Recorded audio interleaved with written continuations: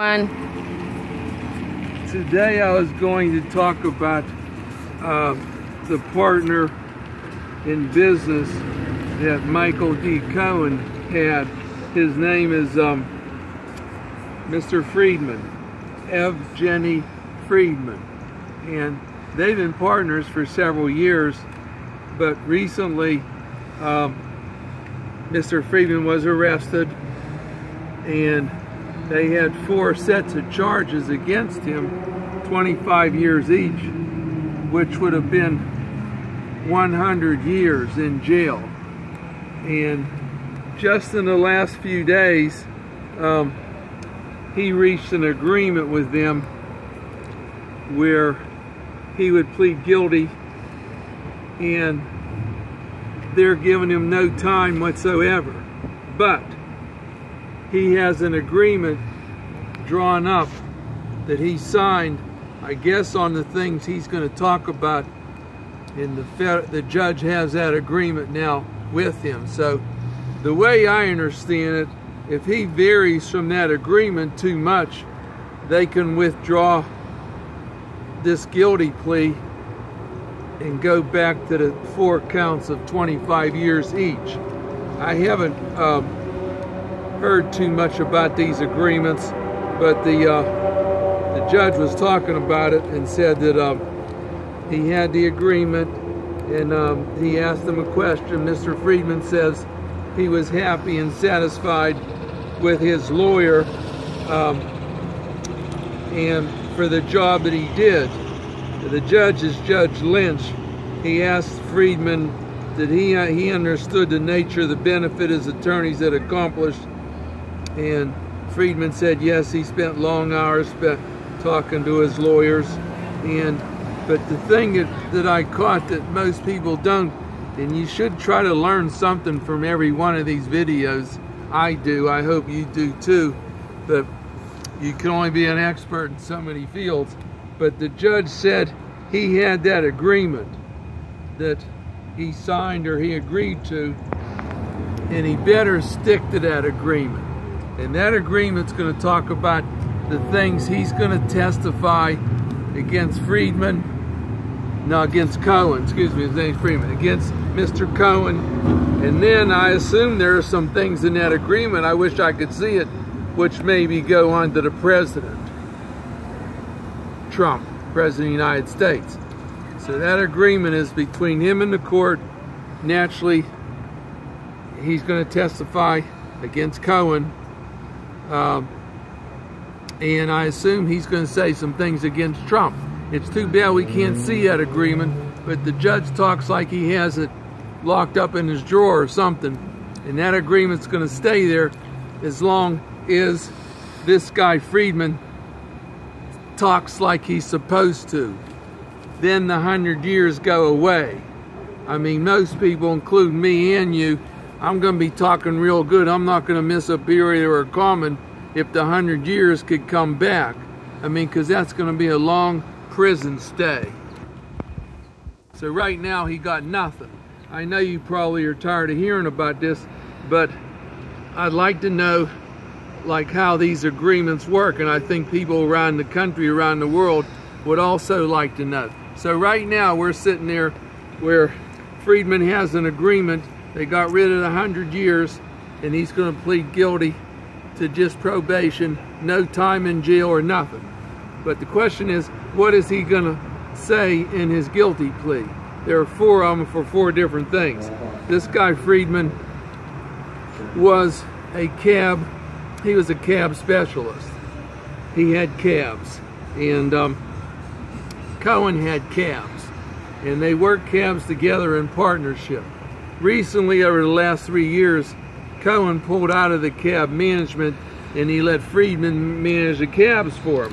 But another thing with this Friedman is he's been in some trouble with some taxes, and supposedly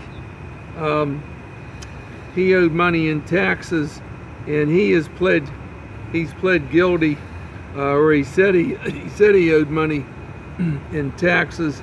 And the big deal with him is supposedly you get 50 cents on every fare. in New York City, and I know that goes to the state. The state gets this extra 50 cents, and generally Friedman was bragging on and on that this 50 cents he would take and keep it, and he would not pay any taxes on that 50 cents, and you pay that on each cab fare. Now, and I think that's a state penalty. See, and that's another thing we're talking about here too. If it gets all the way to Trump through Cohen, Trump, we know, can give a pardon for federal crimes. Trump cannot give a pardon for state crimes. So if they stole this 50 cents or somebody stole it at the end of each cab ride, in my opinion, that sounds like a state crime. A state crime. And I don't think Trump can give a pardon for that. Now, if you talk about all the money that they took or he took, because supposedly he owed $5 million in taxes, so that had to $5 million in taxes and face 4 counts of criminal tax fraud and 1 of grand larceny. But it says they're all B felonies. Each carries a maximum sentence of 25 years in prison. So those felonies now, Trump could pardon them. But I'm thinking that there's going to be some state tax. If this $50 for a ride, and this guy Friedman would brag he was taking that off. The charge against Friedman that he pocketed this 50-cent surcharge known as the Metropolitan Transportation Authority tax, which is used to pay for mass improvements. And he's always bragging he wasn't giving nobody this 50 cents. He was putting it in his pocket. But the way I see it, that 50 cents is something they use for the cabs and to help the cabs and set up cab signs and things like that. And I would think that would be state funds. And if it's a state crime, then Trump wouldn't have a pardon on that. He would only have pardons on those other 4 that we read that said they're federal crimes, the 25 years, 25, 25. They're federal. He would have a pardon, and he can come and say, you can forget about that, I'm pardoning you. But now, if any of those are state crimes, his pardon does not go to state crimes. So the next question now is, he's going to start testifying. I know that's in the agreement he signed without even looking at it. He's going to come in and start testifying against Michael Cohen, who supposedly is the worker for Trump that never worked. Trump says he never did anything, really didn't work for him. But you know, Cohen did a few things. He, while he was with Trump's organization, he scouted real estate deals for Mr. Trump from Fresno, California to the Republic of Georgia in Russia. Served as the chief operating officer of a field. They were trying to set up a field martial arts venture, which failed, him and Trump. And then he tried to drop a red website in 2012, a presidential run for Trump in 2012, and that never materialized. So these are things he wasn't supposed to be doing, but somehow he was working on them. And also he worked on some things.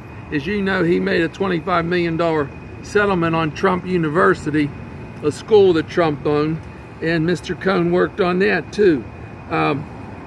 So I don't know. Trump says he did nothing, but I think there were a lot of things he did. Now this guy Friedman, he pled guilty on this some money, tax money he owed, and he owed $5 million in taxes, and then but they were part of these 4 criminal penalties. But it's getting complicated, but it's a lot more complicated than people think.